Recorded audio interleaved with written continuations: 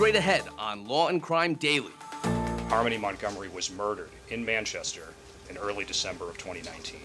Officials announce a shift in the investigation into the disappearance of Harmony Montgomery, a New Hampshire girl who hasn't been seen in 3 years. And a Texas judge blocks records of police response in the Uvalde school shooting from becoming public. Plus, an Instagram influencer and OnlyFans star faces murder charges after officials say Courtney Clenney stabbed her boyfriend to death in April. But first, she gave an answer that said, well, I didn't know that I thought a lawsuit had to involve money damages, and this didn't involve money, so I didn't think it was a lawsuit. The state points out that Ms. Nice is not a lawyer, and therefore that's not an unreasonable determination. Scott Peterson is back in court as he argues alleged misconduct of a trial juror should grant him a new trial. Law and Crime Daily, covering court cases from coast to coast.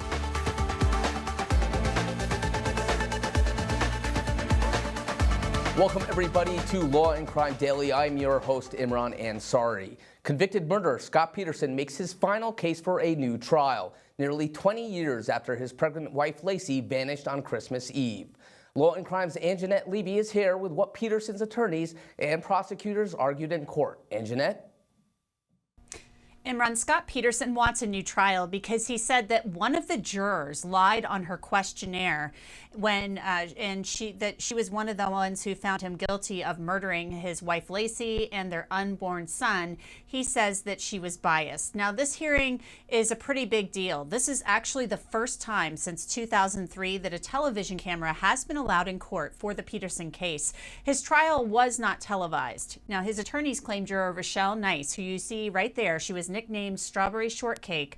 They say that she lied on her questionnaire about being a victim of domestic violence while she was pregnant, and also said she had not been a part of a lawsuit. A court granted a restraining order for Nice, but Nice testified during a hearing earlier this year that she didn't lie because she didn't consider herself a victim and didn't consider the restraining order to be part of a lawsuit.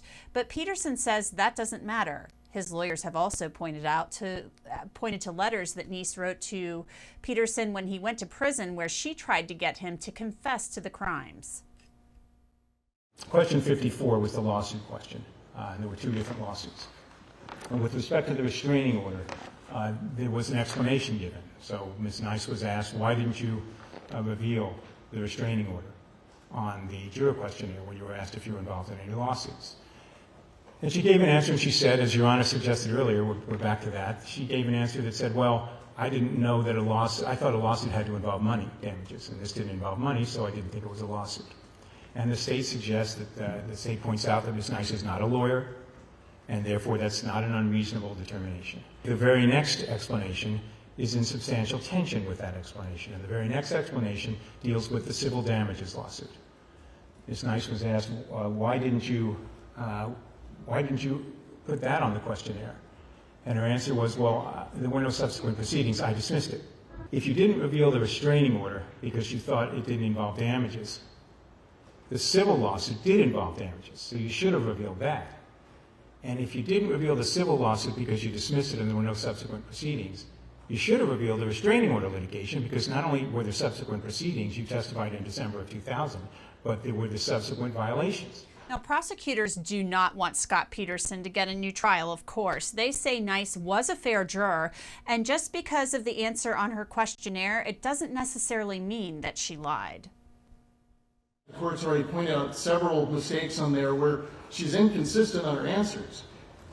But being wrong does not necessarily make it false or make her a liar. It just might be that she's really bad at filling out a form. And when she was brought back to court, one of the things that I really want to point out is the defense, the petitioners said all along from the beginning, Ms. Nice had this secretive motive to get on this particular case.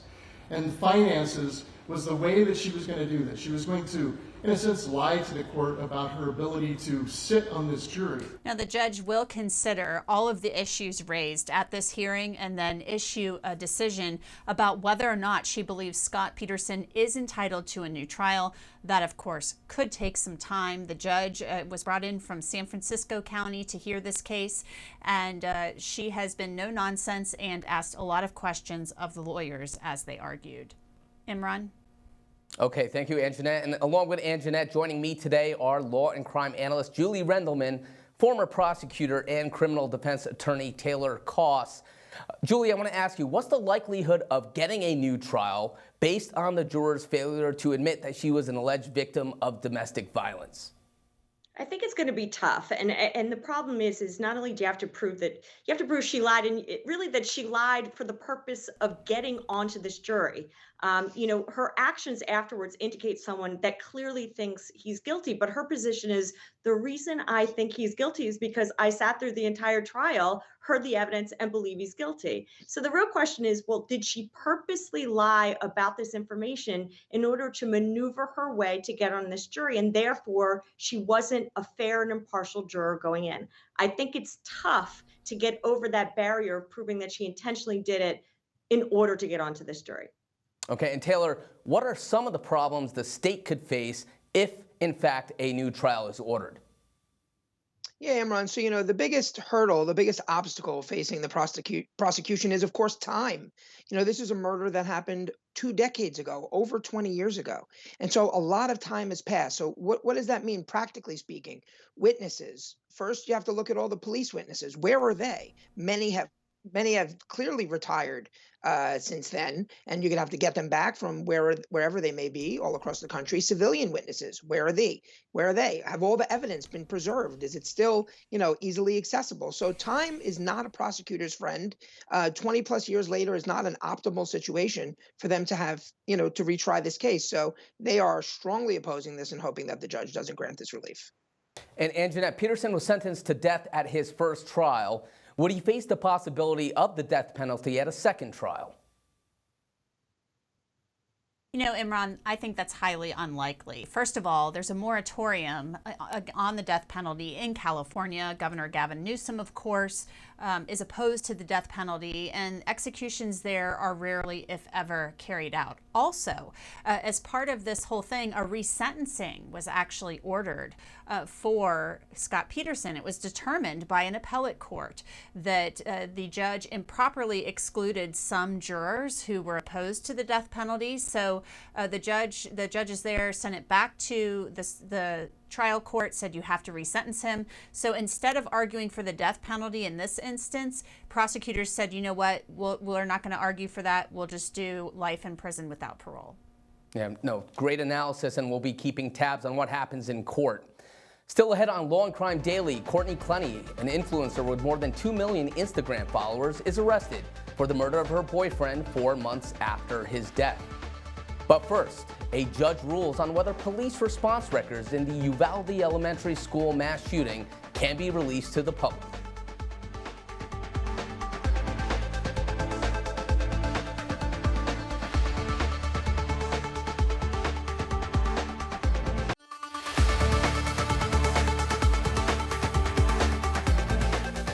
Welcome back. A Texas judge rules any records regarding the state police response to the Uvalde elementary school shooting cannot be released. In May, a gunman entered Robb Elementary School and killed 19 children and 2 adults. In total, 376 law enforcement officers responded to the mass shooting. But they waited over an hour before U.S. Border Patrol agents breached the classroom and killed the 18-year-old gunman. A response that has come under intense scrutiny. A 77-page investigative report has already been released by a state House committee, but last week the Uvalde County District Attorney asked that state police records not be released, arguing they could jeopardize ongoing investigations by Texas Rangers and the FBI. Texas State Senator Roland Gutierrez previously requested records and was granted access as long as he didn't release them. He argued they should publicly be available. A judge this week said the Department of Public Safety can withhold records because the senator did not properly request them. Gutierrez says he plans to appeal. Okay, Julie, I want to ask you about this. Texas Governor Abbott announced more than 30 officers will be provided to Uvalde School District for the upcoming year. Do you think that this will help students return for the first time since the shooting? Because they must be intensely traumatized. Yeah, Imran, yes, I think it's going to make them, in a sense, feel better. But at the end of the day, it's really just a Band-Aid. First of all, I don't know how any of these kids would manage to go back to the school, considering everything that they've been through. But when you think about kind of the potential that could happen next, it's very rare that a massacre happens a second time at a school. And so there's a bigger issue here that I think everyone's talking about is how to prevent it from happening again at any school. And so having 30 officers there, while it may make the kids feel better for the moment, I think that we all are hoping for something much broader and bigger that happens in the future. Absolutely. And Taylor, what do you think of the information being blocked publicly? Will there be more scrutiny after people just want transparency about what happened in this incident? Yeah, I mean, look, you said it. Transparency is key. The public is outraged in general across the spectrum. Everybody is disgusted. This has been, from start to finish, a travesty. The response is an absolute and total disgrace, and the people are entitled to see what happened here. Now, if the district attorney's application is accurate and the Texas Rangers are investigating something, then fine. For a temporary period of time, the access can be blocked, but eventually, the public needs to see this information. Yeah, a real tragedy, and hopefully the families of the victims will have closure of some kind one day. Now, coming up on the Law and Crime Daily, Instagram influencer and OnlyFans model Courtney Clenney charged with the murder 4 months later after the stabbing death of her boyfriend. Plus, a weighty update from the officials on the investigation and search for missing New Hampshire girl Harmony Montgomery.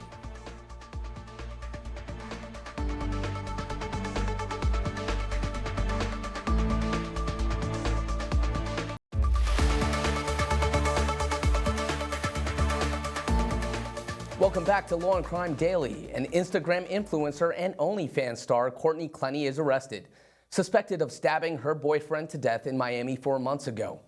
Clenney, who goes by Courtney Taylor for her more than 2 million followers on social media, was arrested in Hawaii on Wednesday, charged with a second-degree murder in the stabbing death of her boyfriend, Christian Obumseli. Investigators say Clenney allegedly killed her boyfriend in their Miami apartment in early April.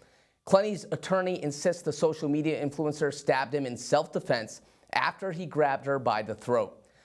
There had been multiple incidents of abuse between Clenney and Obumseli, and the police reportedly had been called several times throughout their relationship, though friends of the couple have given conflicting reports as to who was abusive. Clenney had been at a rehab facility for substance abuse and post-traumatic stress disorder when she was arrested. She will be extradited back to Miami. All right, Taylor, why do you think it took 4 months to charge her? So almost from the jump, right at the start, the police almost immediately said this was a case of self-defense and didn't charge her. And so immediately we're starting from that. And, what happened here is the victim's family wouldn't take that line down, and they fought back, and they insisted that this wasn't a self-defense case. And what they put out in the public and what they said was, listen, the victim in this case is African-American, and the defendant, or the alleged perpetrator, is white. And if the races were reversed, he would have been arrested immediately. And that narrative slowly caught wind and eventually, I think, put enough pressure on the police and the prosecutors to take a real look at this case. And I think the family's persistence paid off. And, their position is really simple, is let this play out in the courts. Let's not have a 24-hour rash decision made. That's the end-all be-all in this case. And so that's what's going to happen now. And Julie, Clenney is charged with second-degree murder. What's the reason behind that? Her attorney claims it was self-defense. Do you think she has a good case for justification? So murder in the second degree is intentionally causing the death of another. And it's pretty simple. When you stab someone, even if it's one time in the chest, usually the intent is to cause their death.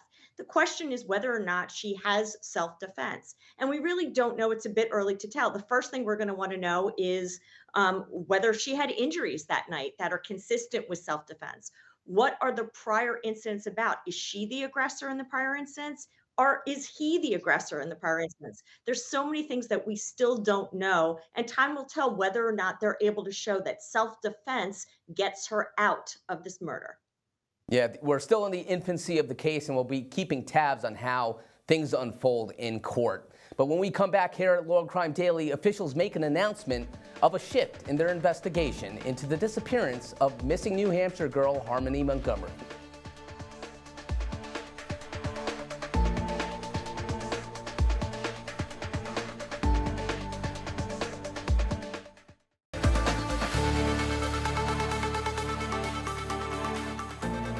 Welcome back. The resentencing trial for a man previously convicted of killing a Florida deputy enters day 2, with testimony from a retired paramedic who was at the scene when Jason Wheeler was arrested.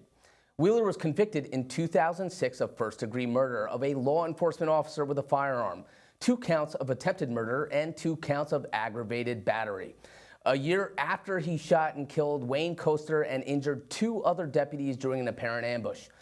Deputies Coaster, Bill Crotty, and Thomas McCain II responded to a neighborhood call after a domestic violence complaint from Wheeler's then-girlfriend.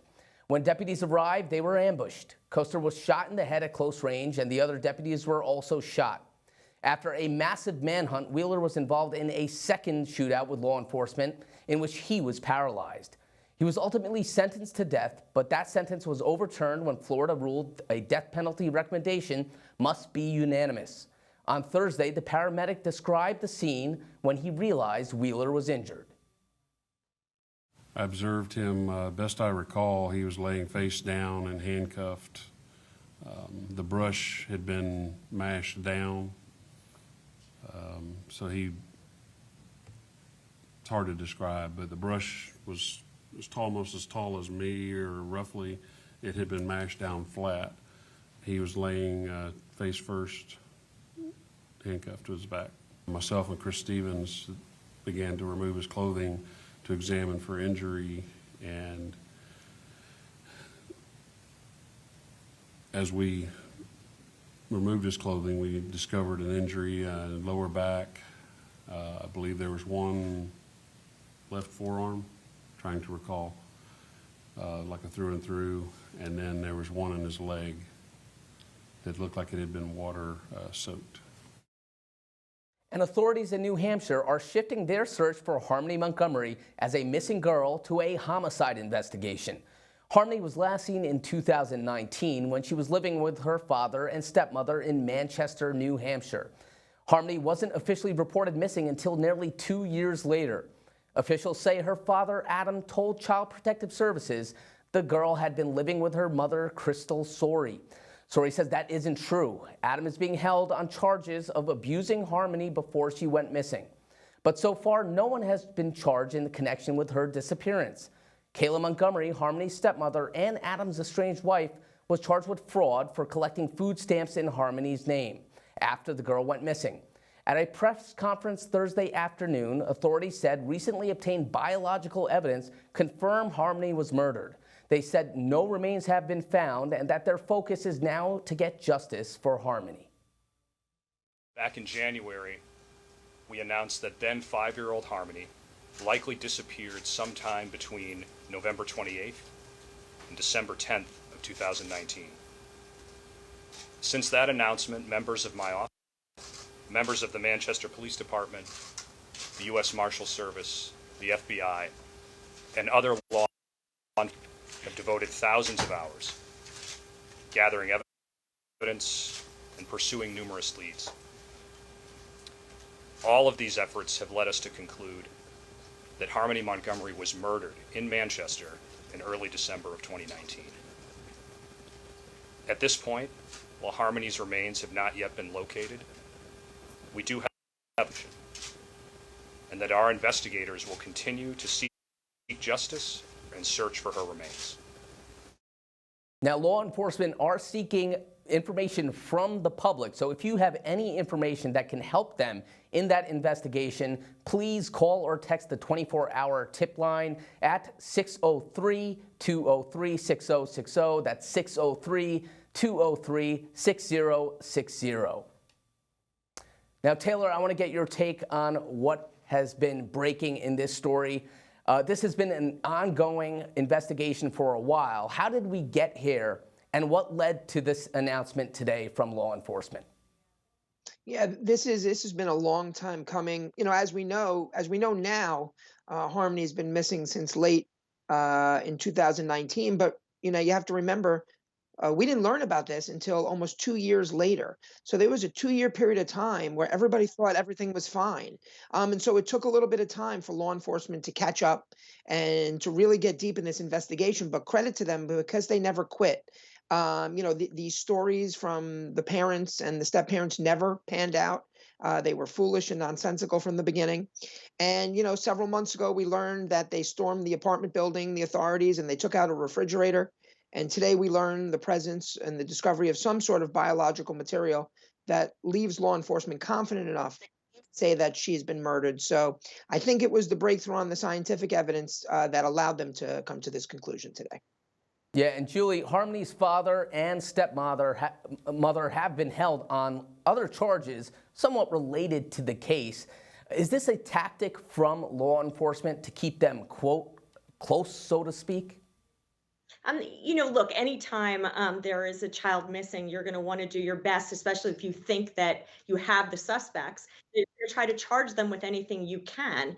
It's clear that he committed a crime against the child. He even admitted to committing that crime. And it's possible they think that he killed her. And so, of course, they're going to charge him with that. Now, the interesting thing is, are they going to charge him with murder? That's going to be the question on everyone's mind. Right. Thank you for joining me today, Julie and Taylor, and thank you for joining us here on the Law and Crime Daily. We'll see you next time as we discuss justice in America.